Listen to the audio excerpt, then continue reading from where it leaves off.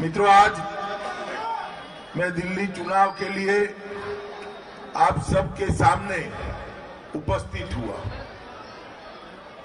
आज 8 फरवरी को जो मतदान होने वाला है, उसमें आपका एक फैसला न केवल दिल्ली, पूरे देश की सुरक्षा का भविष्य तय करने वाला है।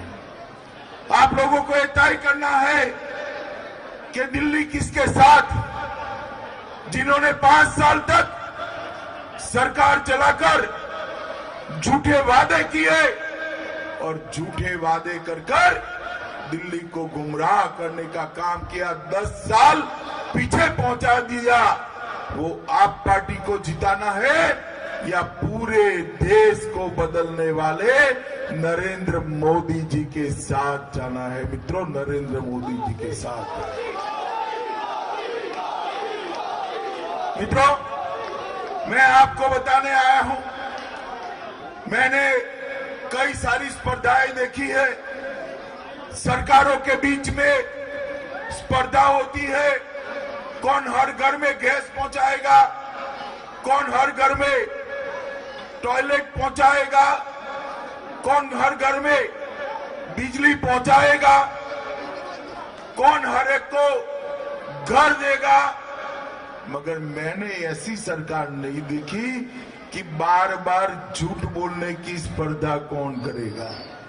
अगर देश में झूठ बोलने की स्पर्धा करा ले तो श्री केजरीवाल का नंबर पूरे देश में नंबर 1 आ जाएगा। मित्रों, नंबर 1 आ जाएगा। और जब पूछते हैं तो चिढ़ जाते हैं। मैंने कल पूछा कि भाई आपने 1000 स्कूल बनाने का वादा किया था, 1000 स्कूल कहां है? आप मुझे बताओ भाई, आपकी बस्तियों में कोई स्कूल बना है क्या नया? जोर से बोलो, नया स्कूल बना है? बच्चे कम हो गए, बच्चे नापास होने लगे। शिक्षा का सत्यानाश करने का काम ये आप पार्टी की सरकार ने किया। इन्होंने कहा था कि हम 50 कॉलेज बनाएंगे।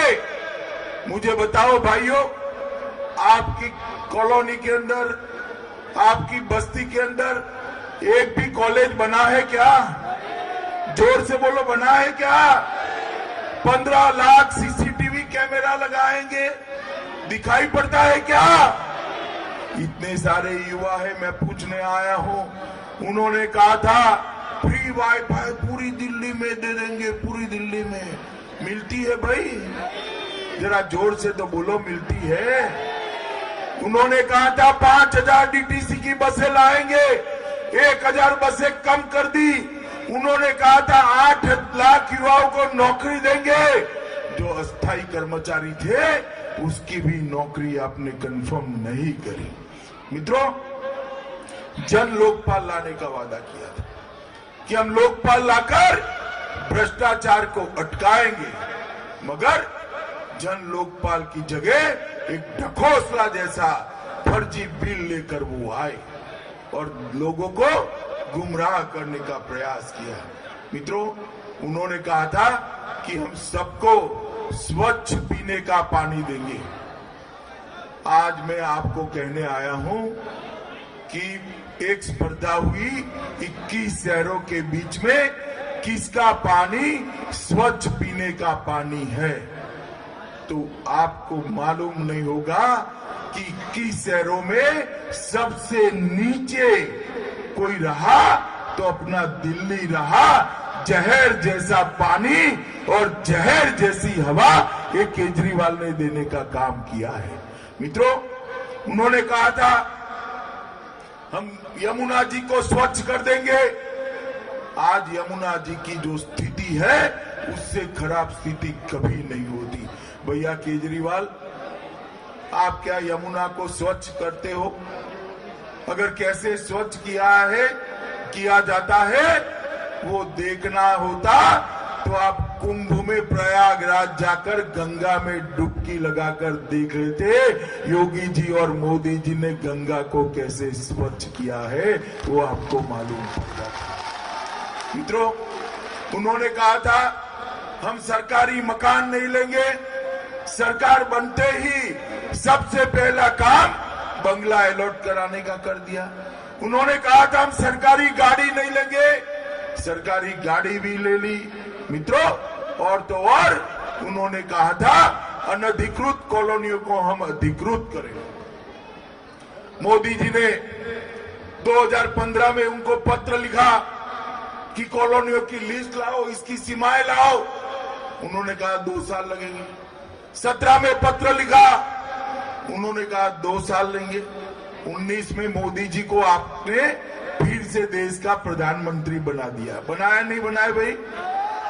मगर इस बार मोदी जी ने उनकी राह नहीं देखी, सैटेलाइट से फोटोग्राफी कर सारी अनधिकृत कॉलोनियों को अधिकृत बनाने का काम ये नरेंद्र मोदी जी ने किया है।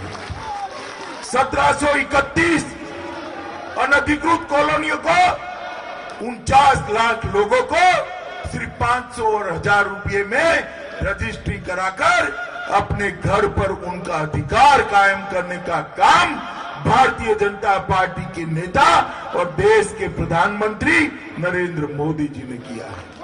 मित्रों, मोदी जी ने कहा है कि जहां झुग्गी है वहां हम अच्छा मकान देंगे।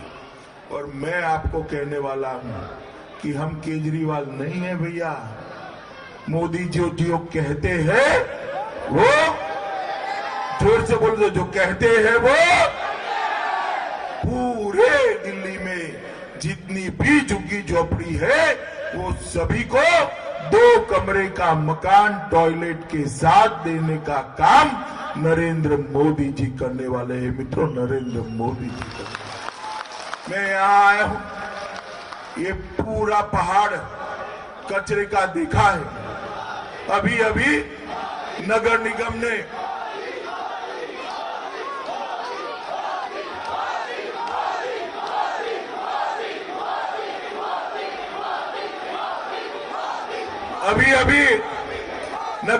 ने इसको हटाने का चालू किया है। मगर मैं आते वक्त मेरे जीवन में पहली बार ये झील देखा। इतनी बड़ी झील और इतनी गंदगी। मित्रों, आप कभी अहमदाबाद जाओ तो हमारी कांकरिया की झील देखकर आना।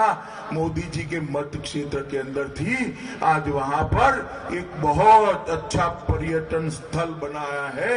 मैं आज आपको वादा कर कर जाता हूं, जो खर्चा होगा वो करेंगे, मगर ये झील को दुनिया भर के लोग देखने आए, ऐसी झील बनाने का हम काम। ये केजरीवाल एंड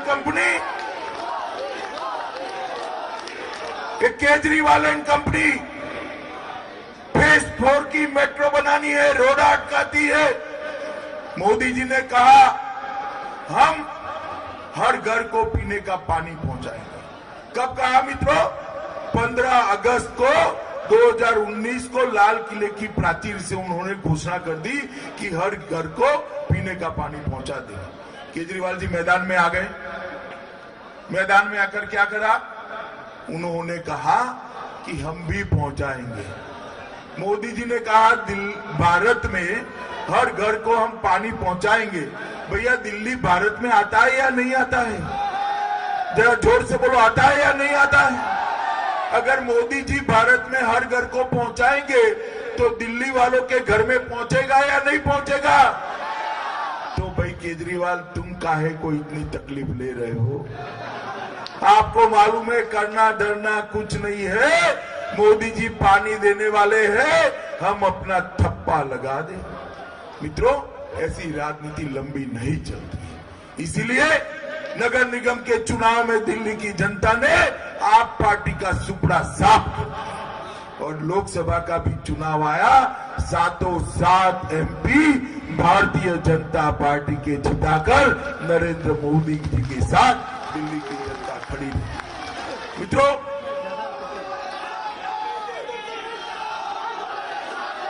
मित्रों, मैं आपको बताने आया हूं कि म्युनिसिपल कॉरपोरेशन को भी काम करना है तो दिल्ली सरकार की मदद चाहिए और भारत सरकार को भी काम करना है तो दिल्ली सरकार की मदद चाहिए। अब ये बीच में एक ऐसी सरकार बना दी है जो मदद करने ही नहीं देती। मित्रों, मुझे बताओ, ये जो काम न करने देने वाली सरकार हो, इसको क्या करना चाहिए? जोर से बोलो, क्या करना चाहिए? बदलेंगे क्या? बदलेंगे? मित्रों, दिल्ली को देश की तरह विकसित बनाना है तो नरेंद्र मोदी जी के लिए मैं साथ मांगने के लिए आपके पास आया। मोदी जी ने देश को बदला है, मोदी जी दिल्ली को बदलना चाहते हैं। अगर दिल्ली की जनता 8 तारीख को कमल के निशान पर बटन दबाकर मोदी जी के साथ खड़ी हो जाए तो विश्व के सारे देशों की राजधानियों में सबसे सुंदर राजधानी हमारी दिल्ली होगी। इसका गारंटी भारतीय जनता पार्टी देगा।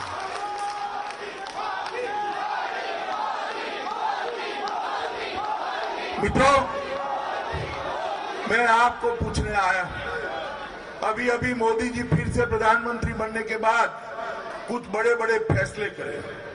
अब फैसले करे मोदी जी ने, पारित किया देश की संसद ने, और पेट में दर्द हो रहा है राहुल बाबा को, ये केजरीवाल जी को। मैं आपको पूछने आया हूं, भैया बड़े मन से बताना, नरेंद्र मोदी जी ने अच्छा किया या बुरा किया? मैं आपको एक एक कर पूछता हूं, जरा आप मन से बताना। हाँ, पूछो, क्या आप चाहते थे या नहीं चाहते थे कि कश्मीर है हमेशा के लिए भारत का अभिन्न अंग बन जाए? चाहते थे या नहीं चाहते थे?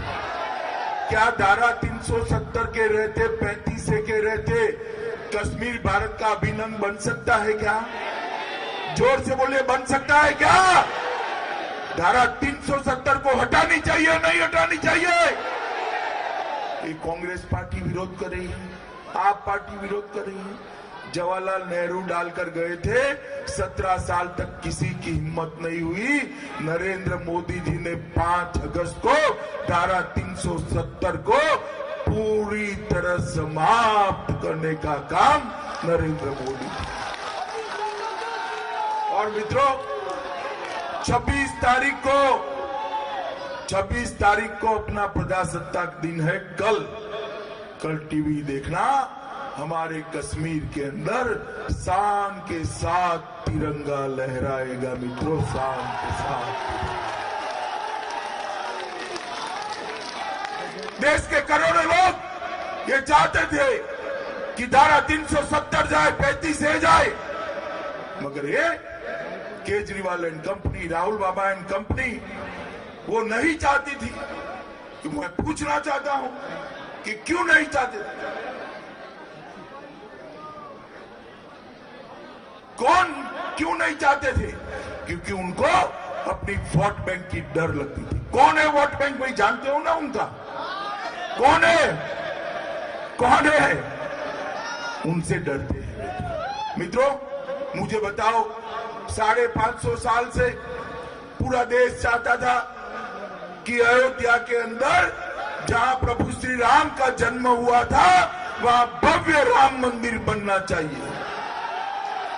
आप लोग भी चाहते थे या नहीं चाहते थे? जोर से बोलो, चाहते थे या नहीं चाहते थे? ये जब भी डेट आती थी कोर्ट में, जब भी केस चलता था, तारीख पे तारीख, कांग्रेस पार्टी, केजरीवाल, ममता, अखिलेश, ये सारे विरोध करते। मगर भी दूसरी बार मोदी जी आ गए और कोर्ट में केस आया, केस चला और सुप्रीम कोर्ट ने ये निर्णय कर दिया सर्वानुमत से कि जहां प्रभु श्री राम का जन्म हुआ था वहीं भव्य मंदिर बनेगा, अयोध्या में प्रभु श्री राम का।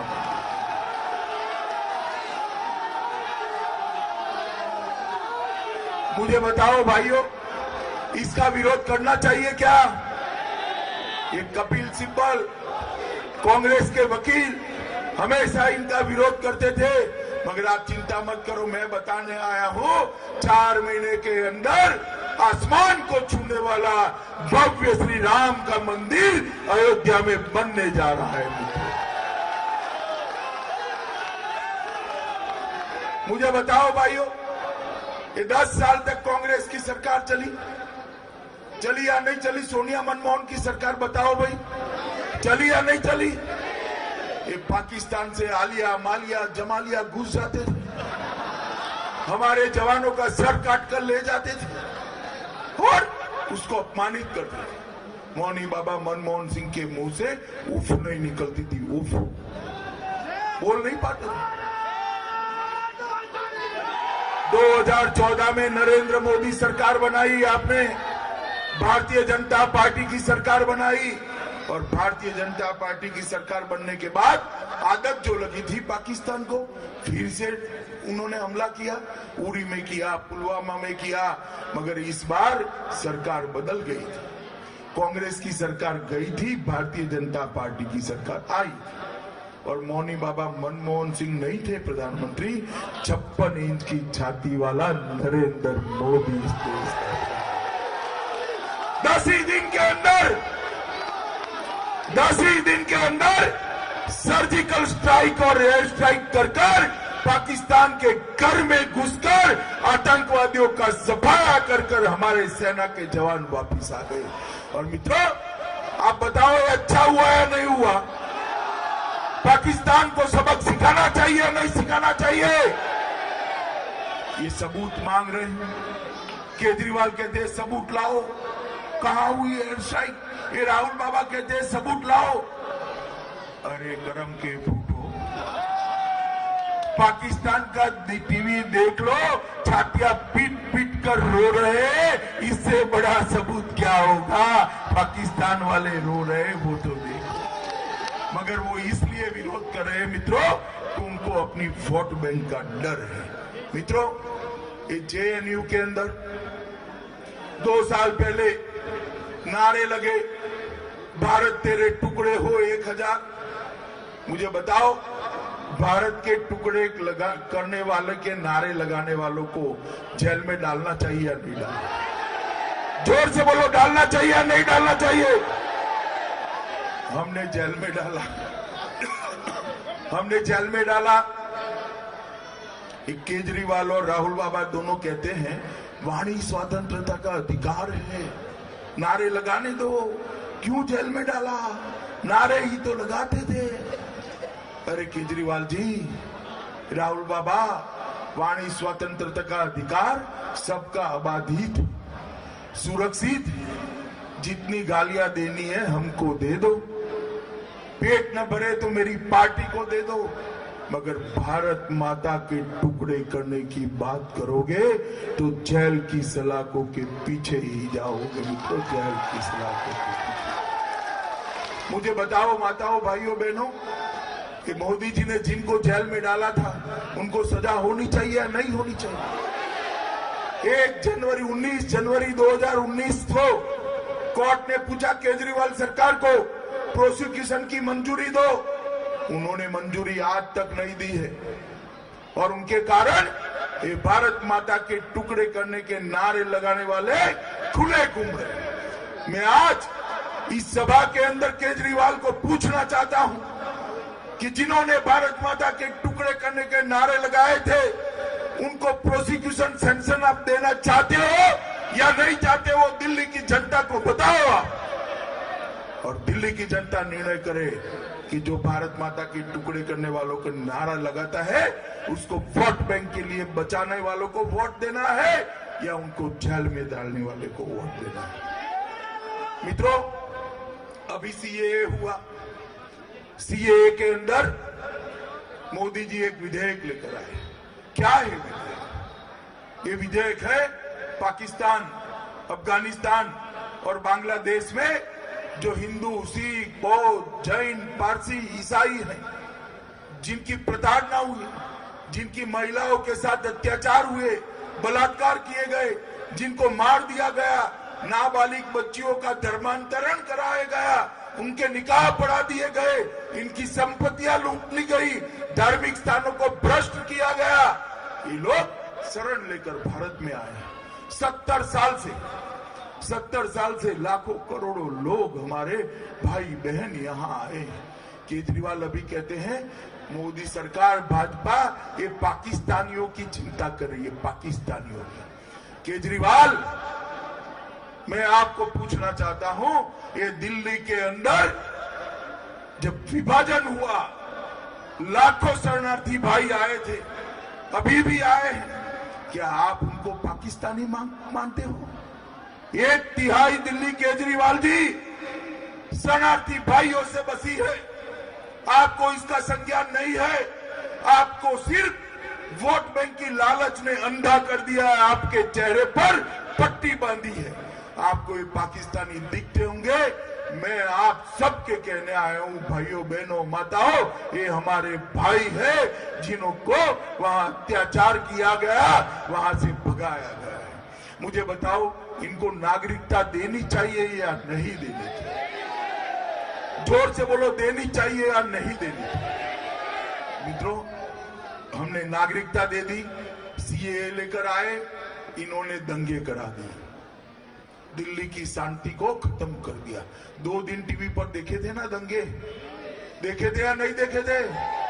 मालूम है ना कौन करता है? चेहरे देखे थे ना ढंग से? देखे थे या नहीं देखे थे? इन लोगों ने उनको गुमराह कर कर दंगे करा दिए और दंगाइयों के साथ खड़े रहने में शर्म भी नहीं है। मनीष सिसोदिया कहते हैं कि हम शाहीन बाग के साथ हैं। मुझे बताओ वालों, आप शाहीन बाग के साथ हो? जोर से बोले, सुनाई नहीं पड़ता। शाहीन बाग के साथ हो? शाहीन बाग होने चाहिए। जरा जोर से बोलो, होने चाहिए। मित्रों, अगर इनके हाथ में दिल्ली पड़ गई तो कोई सुरक्षित नहीं है।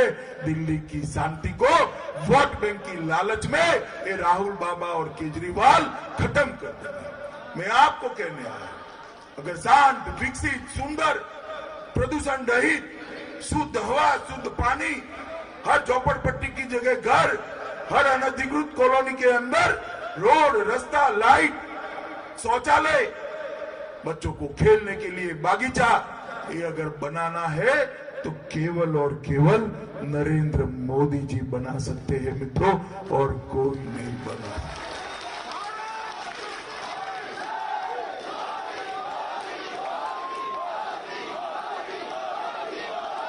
और ये जो देश विरोधी ताकतें हैं, ये देश विरोधी ताकतें हैं, उनको अगर कोई कंट्रोल में कर सकता है तो हमारे प्रधानमंत्री नरेंद्र मोदी ही कर सकते हैं, और कोई। मित्रों, मैं आज आप सबको पूछने आया हूं, हमारे विजय भगत को आप विधायक बनाकर भेजेंगे क्या? जोर से बोलो, बीच में माताएं बहनें भाइयों बैठे हैं, नहीं बोलते, हाथ ऊपर उठाकर बोलो, भेजेंगे क्या? कमल के निशान पर बटन दबाएंगे, भाजपा को जिताएंगे, मोदी जी के हाथ मजबूत करेंगे, दिल्ली को सुरक्षित करेंगे। कमल के निशान पर बटन जरूर दबाना, मगर इतने गुस्से के साथ दबाओ कि आप बटन वहां दबाओ और इसका असर शाहीन बाग में हो जाए। दबाएंगे तो मेरे साथ दोनों हाथ उठाओ, विजय के विश्वास की मुट्ठी भींचिए सब लोग, और प्रचंड आवाज से बोलिए, भारत माता की, भारत माता की, भारत माता की, वंदे मातरम।